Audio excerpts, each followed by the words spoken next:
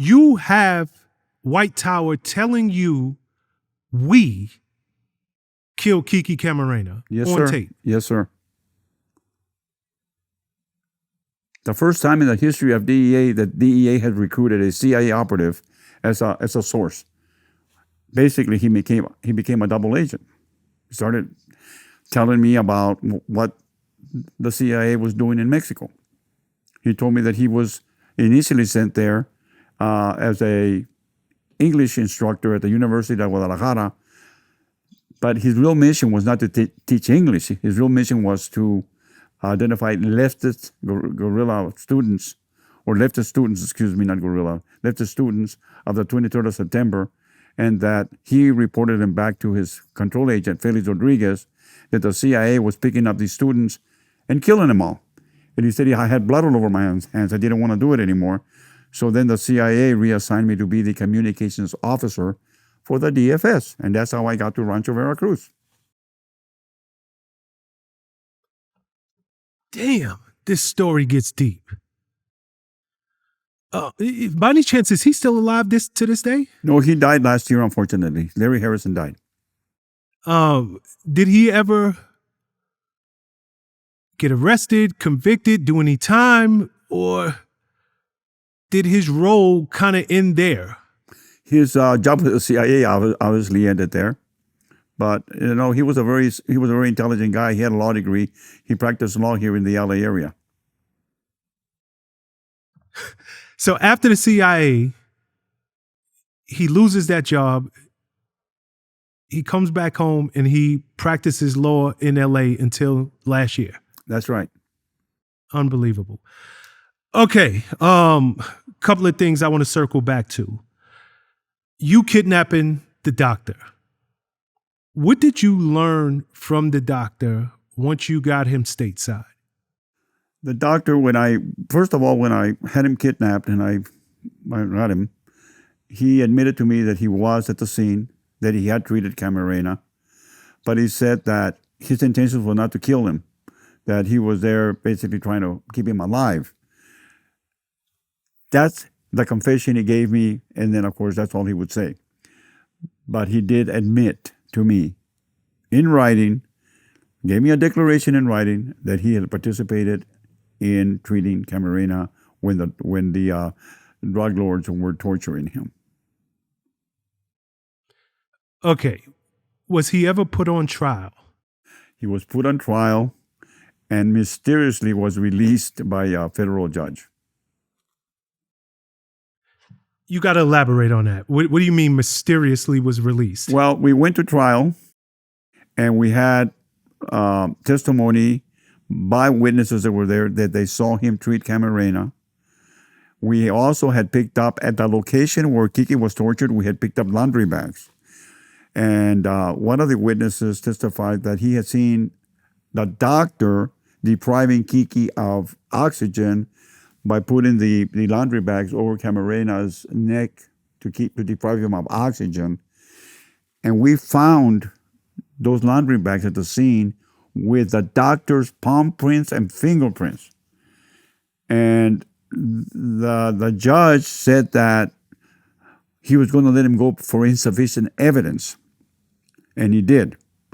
When the jury heard that testimony, and you can go back and check in the newspapers, they were very upset at the judge because the jurors said they would have convicted him.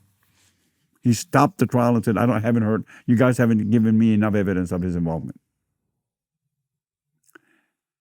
Later, we found out that this judge had been appointed by George Bush. And I was about to ask you that. I was literally about to ask you, was this a judge appointed by the president? Okay. We talked briefly about the cartels. At this time, how many cartels existed? Was it just the Guadalajara cartel? Back then, it was just one cartel run by one drug lord, Ernesto Fonseca Carrillo, who ran the cartel with an iron fist. He basically would not permit assassinations unless they were sanctioned by him. If anybody was to be killed, they would have like a little hearing, like the Italian mob kind of thing. It was controlled. They couldn't go out and just kill an ordinary citizen or rape a girl or something because he would have you killed. So it was kind of really controlled by him. After we arrested him, when we destroyed the Guadalajara cartel, then all these other independent cartels started springing up, like the Sinaloa now, the Nueva Generación, the Zetas, all those other cartels started springing up after that. Okay. Is Carrillo, is that Don Neto? Don Neto, Ernesto Fonseca Carrillo, Don Neto, yes. Okay. Where does Felix Gallardo and Rafa fall into this? Because weren't they all partners? Okay, they were partners. However, Felix Gallardo was mainly involved in smuggling and distributing cocaine. Carlos Quintero, remember, he was mainly involved in La Sensemilla, growing all the marijuana. He was in charge of Buffalo, which was destroyed. So they worked together. They had Cochiloco, Felix Gallardo, Carlos Quintero, El Azul, Juan Esparragosa Moreno, El Chapo Guzman. El Chapo, well, by the way, was there when Kiki was being tortured. In the same room? El Chapo Guzman. He was in that same room? Yes, sir. He was okay, one of the I want guys. you to go. He was one of the persons that tortured Kiki Camarena. As a matter of fact, it was El Chapo and Felix Gallardo's crew that went and picked up the pilot at the airport that they brought in and they did a face-to-face with Kiki. He was a pilot that was buried alive in Kiki's grave, Alfredo Zavala. He was buried alive. Damn. Okay, I want to get to El Chapo, but I want to go back and stay where we were at in terms of you breaking down the leadership of the Guadalajara cartel. For anybody who's watched Narcos, it appeared that Felix Gallardo was the brain. He was the mastermind who put it all together. But speaking to you're giving me the sense that Don Neto, Ernesto Carrillo, was the actual mastermind and the head of that cartel at that time. Do I have that correct? That is absolutely correct. Mind you, Felix Gallardo was a capo in that cartel, but he wasn't the jefe de jefes. Carlos Quintero was also a capo. And there were others, like later, the guy that runs the Sinaloa cartel now, El Mayo Zambada. They were all like capos because they ran different areas. But the number one, it's called jefe de jefe, boss of bosses, was Ernesto Fonseca Carrillo. Why was he so respected and why was he the jefe de jefes? Because he spoke to presidents. He was he owned banks. He was a billionaire back then, and would visit the presidents at Los Pinos. I mean, he was the one that had the connections with all aspects of the Mexican federal government. Okay, were you part of the team who took down Felix Gallardo, Rafael Quintero, and Carrillo? Yes, sir. How much were they worth when these guys were arrested? Well, we found some of Carlos Quintero's money in Luxembourg and Cayman Islands, and I think he was worth like almost $1 billion when he was 32 years old. Felix Gallardo was also a billionaire, and right now, Mayo Zambada is worth close to $10 billion. And I'll remind you, that's a lot of money. There's 1,000 million and 1 billion. And we're talking 80s, early 90s. That's correct. And these guys were billionaires. Yes. Barely into their 30s. That's correct. Damn. Okay. Go ahead. I'm sorry. You got to put this in perspective, Sean. Why would the cartels that had impunity, making all that money, why would they want to ruin what they had by killing Kiki? Exactly. They didn't have to. They were used. I'm telling you. It was the order came from here. Let's pick up Kiki. Let's find out what he knows. We're in trouble back here with Iran right now. We're having hearings on the U.S. providing missiles to Iran.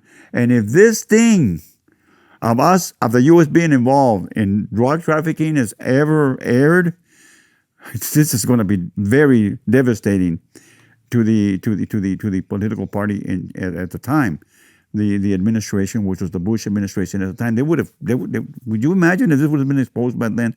So they had to keep a lid on it. And that's why Kiki was brought in. They wanted to know what he knew, and was he going to expose the fact that the CIA was in bed with the cartels down there and training Contras in a cartel member's ranch. And that's all a fact. Now, here's the thing that I want to make very clear also. I am always accused of lying. That's all a conspiracy theory. Hector's lying. He got these witnesses to basically lie for him, what have you. My answer to that is, if I'm lying about anything, if I committed subornation or perjury and lied, because I've testified to all of this, and not only in court, but also in congressional hearings, why haven't they arrested me? Subornation or perjury is a major felony. And if I lie to you right now, or anybody about this very serious situation, why haven't I not been arrested? If I made all this stuff up, what's going on here?